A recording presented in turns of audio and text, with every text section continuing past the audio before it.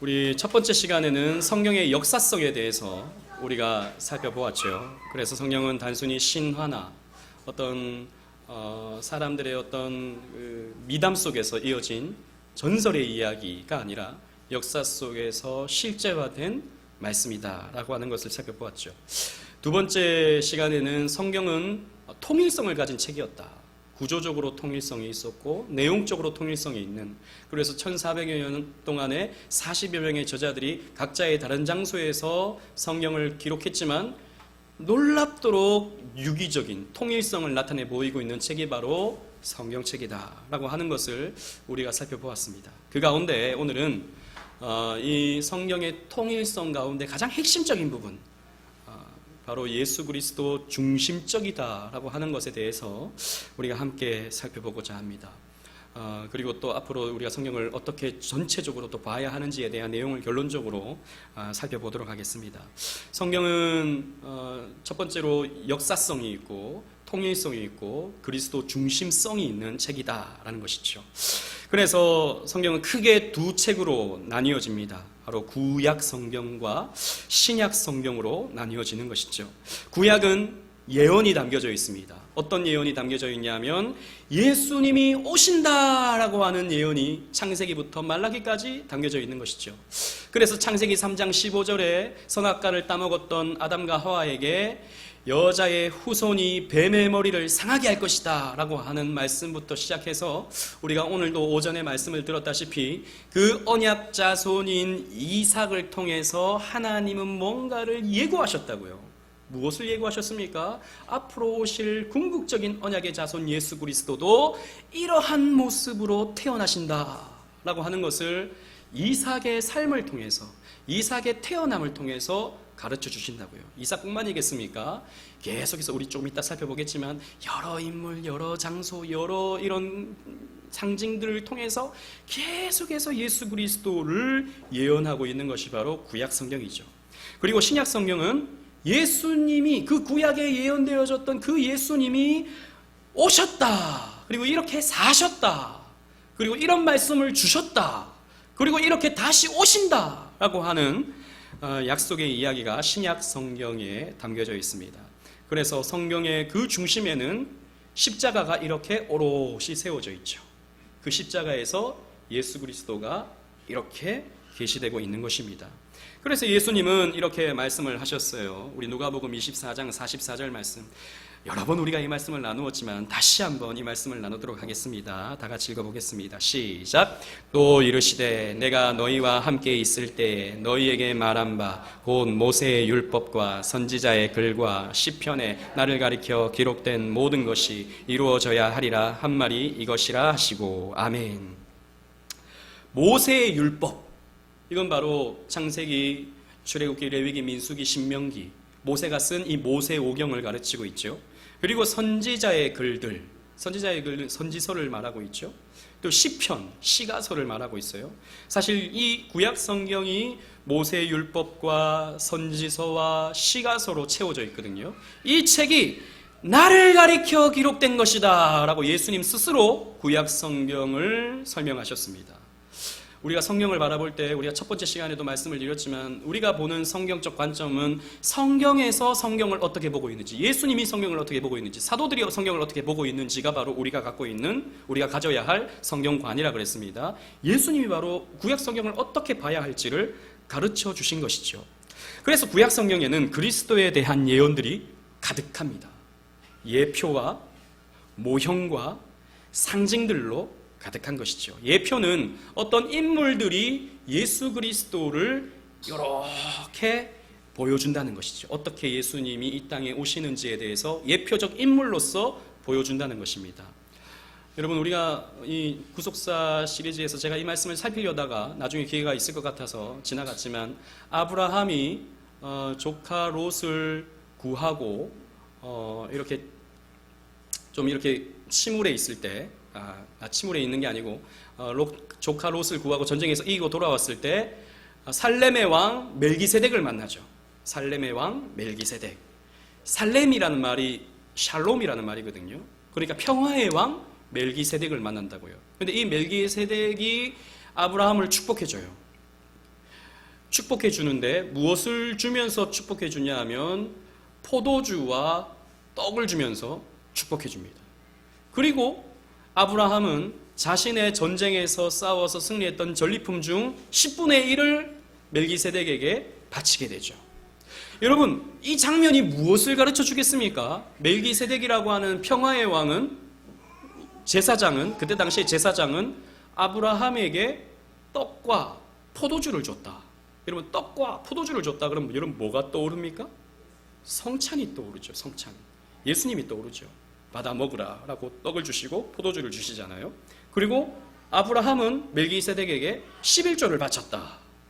즉 살렘의 왕 멜기세덱은 오실 예수 그리스도를 예표하는 인물로서 하나님이 사용하신 자인 것이죠. 그래서 히브리서 7장에 보면 이 멜기세덱은 어디에서 태어났는지 어디에서 죽었는지 알 수 없다.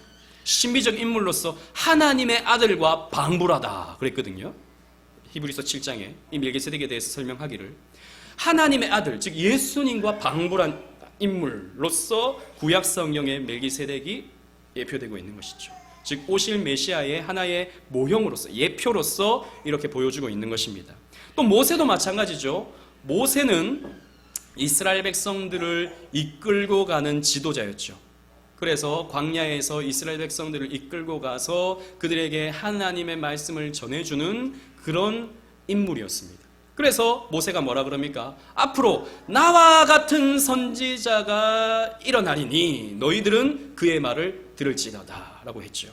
그 나와 같은 선지자가 누구였습니까? 예수 그리스도를 가르치고 있죠. 그래서 그 선지자가, 오리라 한 그 선지자가 당신이니까 라고 제자들이 묻죠. 그리고 사도들은 나중에 성령 받고 나서 그 선지자가 곧 예수라 라고 이렇게 점을 딱 찍어주죠. 모세는 예수님을 예표하는 인물로서 쓰임받았던 것입니다. 또 여호수아도 마찬가지예요. 이스라엘 백성들을 이끌고 가나안 땅에 들어가서 전쟁을 이끄는 여호수아. 사실 여호수아라는 이름 자체가 예수라고 하는 뜻을 가지고 있죠. 즉 구원이라는 말이 호세아라는 말인데 여호수아, 여호와는 나의 구원, 이 말이 히브리어인데 이 히브리어를 헬라어로 음역하면 예수가 됩니다. 그러니까 예수라는 이름과 여호수아라는 이름은 같은 이름이에요. 그러니까 예수님을 바라봤던 그 시대의 사람들은 예수님을 바라보면서 여호수아를 떠올렸습니다. 실제로. 그래서 여호수아는 이스라엘 백성들을 이끌고 가나안 땅에 들어가는 지도자. 예수님은 우리를 이끌고 저 영원한 천국인 새하늘과 새 땅으로 이끌어 가시는 지도자 여호수아이신 것이죠. 또 다윗도 마찬가지입니다. 다윗은 왕이었죠. 왕으로서 백성들을 사랑하고 존경을 받았던 그런 왕이었습니다. 마찬가지로 예수님은 다윗의 후손으로서 태어나시는 왕으로서 백성들에게 사랑을 받고 하나님을 사랑하는 그런 왕으로서 나타나고 있죠. 그래서 다윗의 삶과 예수님의 삶에도 어느 정도의 병행이 나타납니다. 여호수아도 마찬가지고요. 이렇게 성경은요, 여러 인물들을 통해서 오실 메시아가 어떤 분인지를 가르쳐 준다고요. 우리가 오전에도 살펴보았듯이 이삭도 마찬가지고 앞으로 우리가 살펴보는 모든 인물들이 그런 인물들입니다. 또 모형들이 있습니다. 유월절 어린 양같이 이스라엘 백성들이 출애굽을 할 때 유월절 어린 양이 희생을 당하죠. 점도 없고 흠도 없는 어린 양이, 순결한 양이 이스라엘 백성들을 대신해서 피를 흘립니다.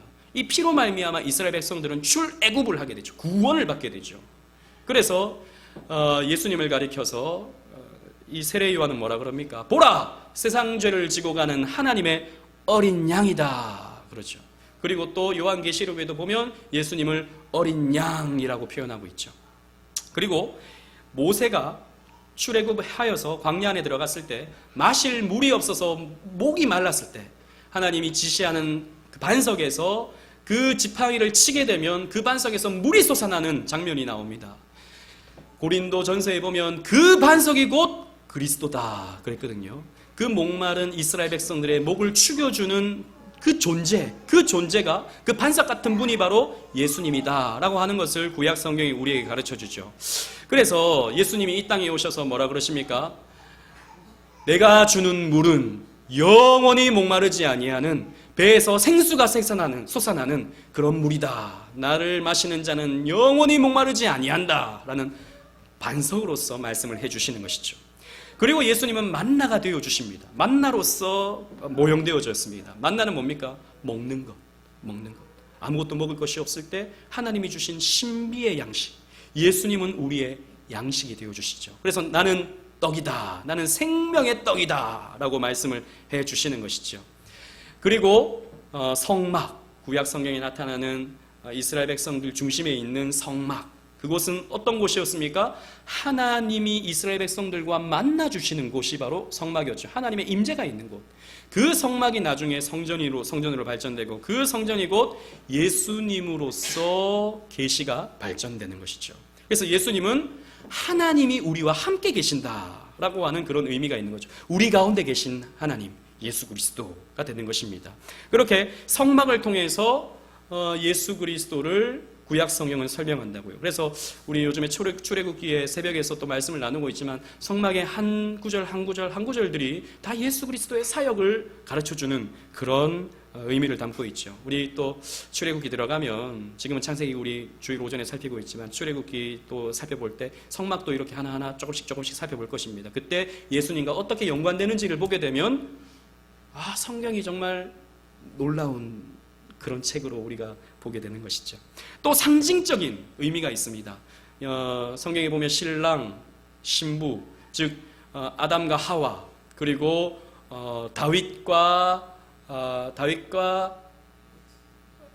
솔로몬과 술람미 여인, 그리고 룻과 보아스, 이런 신랑과 신부의 관계를 통해서 예수 그리스도와 교회의 관계를 설명하는 그런 장면들이 굉장히 많이 있죠. 또 우리가 룻기를 살펴보게 될 때 그러한 장면이 나오게 될 것입니다. 그리고 대제사장의 사역을 살펴보면 예수님이 어떠한 사역을 해나가시는지를 볼 수 있고, 경건한 왕 다윗의 그런 통치 행위를 보면 예수님이 어떻게 우리를 통치하시는지를 살펴볼 수 있고, 또 선지자의 여러 활동들을 보면, 하나님의 말씀을 전하는 모습들을 보면 예수님이 어떻게 우리에게 하나님 말씀을 전하는지를 구약 성경이 우리에게 가르쳐주고 있죠. 그래서 구약 성경의 모든 말씀들은 예수님이 어떻게 태어나시고, 어떻게 자라시고, 어떻게 사역을 하시고, 어떤 말씀을 주시고, 어떻게 죽으시고, 어떻게 부활하시고, 어떻게 승천하시는지에 대한 내용들로 꽉 차 있습니다. 그래서 우리가 구약 성경을 이러한 관점에서 보게 된다면 정말 우리는 구약 성경을 통해서 예수 그리스도를 만나는 것이죠. 오늘도 보십시오. 이삭의 그런 모습을 통해서 우리는 예수님의 모습을 발견하는 것이죠. 예수님의 그 내어주심, 자기를 세상으로부터 내어주심, 손해보심, 그렇지만 부활하심으로 영광을 얻으시는 그런 모습을 통해서 이삭의 모습이 드러나고 있는 것이죠. 그런데 이 그리스도가 어떻게 이렇게 계시되냐면 점진적으로 계시됩니다. 하나님은 단번에 예수님은 이런 분이다 라고 말씀해 주시지 않고 역사 속에서 조금씩 분명하게 밝혀주십니다. 처음에는 첫 아담의 실패가 나오죠. 선악과를 따먹는 첫 아담의 실패가 성경 속에서 나타납니다. 그러다가 하나님은 여인의 후손을 통해서 이 실패를 극복할 것이다 라고 하는 말씀을 주시죠. 여인의 후손. 여러분, 여기 여인의 후손 아닌 사람이 있습니까? 남자에게서 태어난 분 있어요? 없죠? 다 여인의 후손입니다. 근데 그러니까 이 하와도 자기가 낳는 가인이 이 여인의 후손인 줄 알았다고요. 그래서 이 아들이 구원할 자라고 생각했다고요. 그래서 내가 득남했다라고 좋아했는데 이게 아니었죠. 하나님은 조금씩 가르쳐 줍니다. 그러다가 이제 아브라함의 씨다라고 하는 말씀을 주시죠. 아브라함의 씨, 아브라함의 자손을 통해서 메시아가 태어난다라고 하는 말씀을 주시죠. 좁혀집니다. 한 종족, 한 민족이 이제 정해지게 되는 것이죠.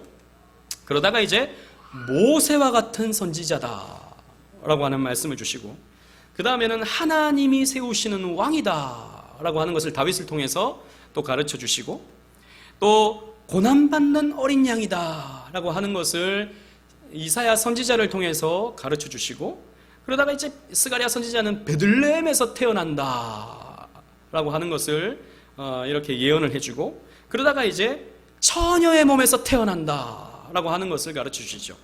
자, 보십시오. 처음에는 여인의 후손, 그런데 좀 좁혀져서 아브라함의 씨, 좀 좁혀져서 모세와 같은 선지자, 좀 좁혀져서 이제 하나님이 세우시는 왕, 다윗의 후손, 그리고 고난받는 어린 양, 베들레헴에서 탄생, 그리고 처녀의 몸에서 잉태되는, 이제는 점점 그 범위가 좁혀지고 자세하게 나타나는 것이죠. 그러다가 이제 2000년 전에 예수님께서 성육신을 하십니다. 육신을 입으시는 것이죠. 그러다가 이제 예수님은 사시면서 첫 아담의 실패를 극복하시는 둘째 아담으로서 태어나시고 그 모든 성경의 언약들을 성취해 나가시고 순종해내시죠. 그래서 교회의 시대가 탄생되고 새 창조로 우리를 이끌어 가시는 것이 성경의 맥락입니다. 그래서 계시는 점진성을 가져요. 즉 예수 그리스도를 이렇게 계시하는 데 있어서 점진적으로 이렇게 계시되고 있습니다. 그러한 관점에서 우리가 성경을 보면 아주 또 재밌죠. 성경은 그리스도를 통한 구원 계시를 점진적으로 반복적으로 그려줍니다. 이삭을 통해서, 야곱을 통해서, 또 요셉을 통해서, 또 이 이스라엘 백성들을 통해서, 또 남유다를 통해서, 그 여러 왕들을 통해서, 다윗을 통해서, 선지자들을 통해서 반복적으로, 그러나 조금씩 더 자세하게 그리스도를 그려주죠. 그리고 우리는 성경을 해석할 때마다 계시의 역사적 점진성에 따라 해석할 수 있어야 됩니다. 무슨 말이냐면 하나님은 그 예수 그리스도에 대한 어떤 분명하고 확실한 뚜렷한 처녀의 몸에서 태어날 것이라고 하는 것을 처음부터 주시지 않았어요. 그래서 아브라함은 처녀의 몸에서 태어날 것이라고 하는 것을 몰랐습니다.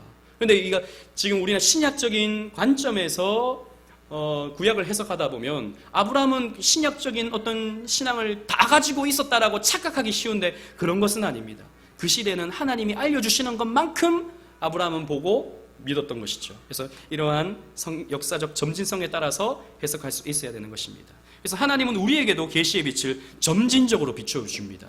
여러분, 제가 오늘 오전에도 말씀을 전했지만 그 말씀을 어떤 분들은 거의 90%를 알아들으시고 어떤 분들은 한 20% 알아들으십니다. 왜냐하면 신앙생활의 연륜이 이 얼마만냐에 따라서 다 이해하시는 분도 있으시고 또 조금만 이해하시는 분도 있는 거예요. 그러니까 하나님은 우리를 성장시키실 때 점진적으로 성장시켜 가십니다. 성경의 진리를 우리가 하나하나 이해할 때 조금씩 하나님을 향한 지식이 많아지듯이 우리는 시간이 필요한 거예요. 그래서 당장 지금 뭐 교회 나온 지 얼마 안 된 사람한테 이걸 모르냐, 이거 알아야 된다라고 이렇게 강요하고 좀 표현적으로 그렇지만 윽박지르게 된다면 안 되는 것입니다. 시간이 필요해요. 점진적으로 우리를 성장시켜 나가시는 것이죠. 그래서 우리는 조금씩 하나님을 알아가요. 그래서 처음에는 목사님의 말씀을 한 20% 정도 알아듣다가 시간이 지나면 30%, 시간이 지나면 50%, 시간이 지나면 80%, 시간이 지나면 90%, 100%까지 알아들을 수 있게 되는 것이죠. 예, 하나님이 우리에게 주시는 계시는 점진적으로 발전한다라고 하는 것을 우리는 기억해야 됩니다. 그래서 우리는 성경을 읽을 때 결론입니다. 어떻게 읽어야 하냐면 구속사적인 관점에서 성경을 읽게 되면 첫 번째, 문자적인 이해가 필요합니다. 그래서 성경의 다양한 번역과 함께 비교하며 읽는 것이 필요해요. 성경은 문자로 기록된 하나님의 말씀이기 때문입니다. 성경은 어떤 영적인 신비한 어떤 말씀이 나에게 갑자기 팍 가슴속에 쏟아지는, 물론 그런 것도 있습니다만 1차적으로는 문자적으로 기록된 책이라는 것을 여러분이 기억하셔야 돼요. 그런데 여러분, 문제가 뭡니까? 성경책이 너무 어려워요. 그냥 읽으면 무슨 말인지 하나도 몰라요. 아닌 척 하시는데 우리 그래요. 그냥 읽으면 무슨 말인지 몰라요. 우선 말이 어렵고 또 고어체고 이러다 보니까 무슨 말인지 모르겠나요. 그래서 요즘에는 좋은 이런 번역 성경들이 많이 있습니다. 쉬운 성경, 표준 새 번역 이런 책들이 많이 있기 때문에 그런 다양한 번역과 함께 비교하며 읽는 것이 필요합니다. 그래서 우리 지난번 현정 씨한테도 제가 우리말 성경책 그리고 NIV 영어 버전 성경책 이렇게 세례 받을 때 선물로 줬었는데 그런 성경책들을 잘 이용하면 성경을 훨씬 더 이해하면서 읽을 수 있게 되는 것이죠. 그리고 성경을 읽을 때 우리는 문맥을 고려하면서 읽어야 됩니다. 지난번에 제가 그 욥에 대한 이야기를 한 적이 있었죠. 내 시작은 미약하였을 때 내 나중은 심히 창대하리라 하는 말씀, 이 말씀을 그 한 구절만 딱 봐버리면요, 굉장히 우리에게 좋은 말씀, 축복의 말씀이 돼버리지만 문맥을 살펴보면 세상 사람들이 믿는 자를 향한 비아냥의 어떤 메시지가 있는 것이죠.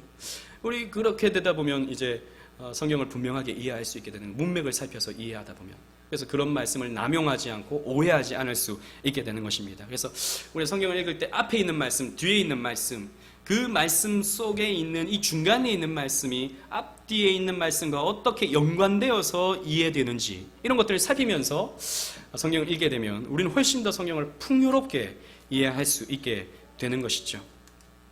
그리고 또 두 번째로 성경을 우리가 보게 될 때 역사적 배경을 이해하면서 읽을 필요가 있습니다. 성경은 3,500년 전부터 시작해서 2,000년 전에 한 1,400여 년, 1,500여 년에 걸쳐서 기록된 책이죠. 그 시대에 고대 근동의 문화권 내에서 하나님이 주신 그런 책이었습니다. 그렇기 때문에 역사적 배경을 이해할 필요가 있어요. 성경 시대의 문화와 관습을 이해하는 것이 필요합니다. 그래서 제가 지난번 아브라함과 하나님이 횃불 언약을 진행해 나가실 때 그 짐승을 쪼개는 것이 고대 근동사회에 있어서 어떤 문화인지 제가 설명드린 적이 있잖아요. 그것은 바로 목숨을 건 언약의 약속이다 라고 하는 것을 여러분들한테 설명한 적이 있었죠. 그런 역사적 배경, 그때 당시의 문화와 관습을 이해하면서 읽을 필요가 있습니다. 그래서 여러분들이 조금 여유가 되시면 성경 배경 주석이라고 하는 책이 있습니다. 한 5만 원 정도 해요. 그런데 여러분들이 성경을 조금 더 깊이 읽고 싶으시다면 그런 배경 주석 한 권을 사시면 그 본문에 대해서, 그 본문의 어떤 역사적 배경, 문화적 배경, 고고학적인 어떤 내용들, 이런 것들이 담겨져 있습니다. IVP에서 나온 그 성경 배경 주석이라고 하는 책이 있어요. 그런 책을 여러분들이 살피면서 성경을 보게 되면 이 말이 이런 말이구나 라고 하는 것을 조금 더 분명하게 이해할 수 있게 되는 것이죠. 그리고 성경의 지리와 환경을 이해하면서 읽을 필요가 있습니다. 즉 가나안 땅의 어떤 특수성, 거기에는 우리와는 거의 기후가 정반대죠. 거기에는 겨울이 오히려 살기 좋은, 여름에는 너무 더워가지고 살 수가 없는, 그래서 농사를 지을 때도 가을부터 시작해서 봄까지 농사를 짓는 이런 곳이 되는 것이죠. 그래서 이른 비와 늦은 비, 우리는 이른 비 그러면 우리는 한 봄쯤에 그리고 늦은 비 그러면 한 가을쯤에 내리는 그런 비쯤으로 생각하지만 정반대인 것이죠. 그리고 이 가나안 땅의 지리와 환경을 이해하면 예루살렘에서, 또 베들레헴에서, 혹은 여리고에서, 혹은 갈릴리에서 예수님이 이런 사역을 하셨다 그러면 그 예수님의 그 말씀의 어떤 뒷그림이 보여지는 것입니다. 그 산상수훈을 하실 때 갈릴리 호숫가의 어떤 그 산등성이에서 주셨던 그 말씀, 그러면 예수님은 이러한 장소에서 이런 말씀을 전하셨구나 라고 하는 것을 우리는 나름 이해하면서 읽을 수 있게 되는 것이죠. 특히 그 갈릴리 호숫가에서 불어오는 저 지중해에서 부는 바람이 휘몰아칠 때 거기에는 광풍이 일어나고 갑자기 물이 한번 출렁일 때가 있는데, 그때 이 제자들이 갈릴리 호수를 건너가다가 그 광풍에 휩싸여서 빠질까 두려워하고 염려하고 있었는데 예수님이 물 위를 걸어오시면서 내니 두려워하지 말라라고 말씀하셨다. 이런 지리적인 어떤 환경 이해하면서 지리와 환경을 이해하면서 읽는 것이 우리에게는 필요한 것입니다. 그리고 성경 계시의 점진성을 고려하면서 읽을 필요가 있다는 것이죠. 하나님은 시대별로 하나님께서 이해할 수 있는 그런 말씀을 차츰차츰 주셨다라는 것입니다. 그리고 세 번째로 신학적인 관점에서 성경을 볼 필요가 있습니다. 즉 교리, 성경 신학적인 이런 관점으로 성경을 볼 필요가 있는 것이죠. 즉 성경을 읽을 때, 특히 구약 성경을 읽을 때 성경 본문이 그리스도와 어떤 관련이 있는지를 이해하면서 읽어야 합니다. 왜? 이것이 성경을 준 목표니까요. 이것이 구약과 신약을 준 하나님의 뜻이니까요. 그러므로 우리는 성경을 통해서 예수를 발견하지 않으면 우리는 성경을 헛읽은 겁니다. 사실 우리가 설교에서 예수가 나타나지 않으면 그 설교는 잘못된 설교예요. 그래서 제가 신학교를 다닐 때 서건태 원로 목사님 같은 경우에 저희 설교 연습을 하거든요. 그래서 원로 목사님이 여기 딱 앉아있어 종을 딱 놓고 7분이 딱 되면 땡 합니다. 7분 만에 내려와야 돼. 7분 만에 딱 메시지를 전해야 돼. 근데 거기에서 어떤 제 딱 기억에 어떤 전도사님, 그때 당시 전도사님이었죠. 설교를 했는데 난리가 났어요. 왜 난리가 났냐면 왜 설교에 예수가 안 나오냐. 제가 이렇게 점잖게 말씀드리지만 그 원로 목사님 한번 화내면 정말 세상이 끝날 것 같거든요. 왜 설교에서 예수가 안 나오냐 하면서 야단을 치시는데 저 전도사님 정말 인생이 끝난 것 같은 표정을 지으시면서 이렇게 야단 맞는 걸 본 적이 있습니다. 예, 여러분, 그래서 설교에는 예수가 나와야 되는 거예요. 왜? 성경이 그렇게 기록되어 있기 때문이죠. 그래서 성경 본문이 그리스도와 어떤 관련이 있는지를 우리는 이해하면서 성경을 읽을 필요가 있는 것이죠. 그리고 성경의 내용이 교리와 어떤 관련이 있는지를 살펴보면서 이해할 필요가 있습니다. 그냥 성경을 읽을 때 그냥 막 무비판적으로, 물론 성경 말씀이니까 다 진리니까 우리가 받아들이지만, 그러나 하나님의 말씀의 요약인 교리와 연결시켜서 이해할 필요가 있는 것이죠. 예를 들자면 요한계시록에 보면 이런 말씀이 있죠. 볼지어다 내가 문 밖에 서서 두드리노니 누구든지 내 음성을 듣고 문을 열면 내가 들어가 그로 더불어 먹고 마시리라 라고 하는 말씀이 교회에게 주어졌죠. 이 말씀을 여러분 들으시면 어떤 말씀입니까? 내가 내 마음을 열어야 예수님께서 들어오실 수가 있구나 라고 이해하게 되는 것이죠. 여러분, 이 말 들으면 그냥 별로 틀린지 모르죠. 그런데 여러분, 우리가 이 예정론과 또 불가항력적 은혜와 또 이런 하나님의 절대 주권, 이런 것들을 우리가 생각하고 읽으면 어떤 의미가 됩니까? 예수님은 우리가 문을 닫아놓든 열어놓든 상관없이 뜻하시면 언제든지 들어오실 수 있는 분이죠. 신학적으로 본다면 그런 것이죠. 그럼 그 말씀을 어떻게 이해해야 합니까? 하나님은 언제든지 우리의 마음속에 들어오실 수 있는 분이시지만, 한편으로는 우리 편에서는 주님 앞에 우리의 마음 문을 열고 주님의 임재를 사모하는 마음으로 예배드리고 신앙생활 해야 된다라고 하는 것을 우리에게 가르쳐 주는 것이죠. 우리가 문 닫고 있으면 예수님 못 들어오시는 분이다라고 이해해버리면 잘못 이해하게 되는 것이죠. 이게 알미니안주의적인 해석이 돼버리고 마는 것입니다. 그래서 어떤 사람들은 막 그렇게 설교하기도 하죠. 예수님이 문 밖에 서서 기다리고 계시다. 추운 데서 벌벌 떠시면서 얘야 문 좀 열어달라. 얘야 문 좀 열어주렴. 내가 너에게 들어가고 싶단다. 그런데 너는 그렇게 문을 닫고 있으니 나는 어찌하면 좋으냐. 이런 불쌍하신 예수님을 어서 빨리 모셔드려라. 마음의 문을 열라. 이렇게 설교하시는 분들이 실제로 있죠. 이건 우리 개혁주의 신앙에 있어서는 잘못된 설교가 되는 것입니다. 그래서 성경을 읽을 때 우리는 신학적으로 읽을 필요가 있는 거죠. 교리적 관점에서 이해할 필요가 있는 것이죠. 그래서 교리 공부가 또 중요한 것입니다. 그리고 마지막으로 성경 신학적 구조를 살피면서 읽는 것이 필요합니다. 성경 신학적 구조. 제가 지난주에 우리가 살펴보았듯이 성경은 크게 3단 구조로 이루어졌다 그랬죠. 그죠? 즉, 창세기부터 열왕기 상까지, 그리고 열왕기 하부터 선지자 시대까지, 그리고 신약 시대 3단적으로 어떻게 똑같은 내용이 구조적으로 반복되고 있는지, 이런 것들을 살펴보면서 성경을 읽으면 우리는 훨씬 더 풍요롭게 성경을 읽을 수 있게 되는 것이죠. 이러한 구속사적 관점으로 성경을 읽는 것은 우리에겐 너무나도 중요합니다. 왜? 세계사의 중심은 구속사이기 때문입니다. 이 역사 세계가 존재하는 이유, 이 2019년 7월 14일이 흘러가고 있는 이유는 바로 하나님의 구속사가 이루어져야 하기 때문입니다. 그래서 구속사가 완성되면 이 역사 세계는 더 이상 존재할 이유가 없게 되는 것이죠. 그리고 구속사의 중심에는 예수 그리스도가 계십니다. 이 구속사의 중심에는 BC, Before Christ, 그리고 AD, 아노 도미네, 주전, 주후, 이 역사 세계는 예수 그리스도를 중심으로 하여서 세워졌다고요.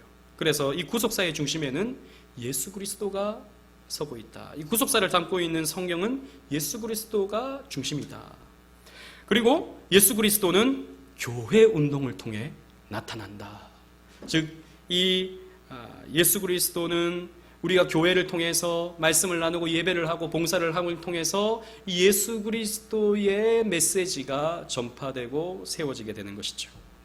또 교회 운동은 케르그마, 즉 하나님 말씀을 선포하는 이 설교 운동을 통해서 나타나게 되는 것입니다. 교회는 그래서 뭐 하는 곳이냐? 케르그마 공동체입니다. 교회는 복음 전하는 공동체입니다.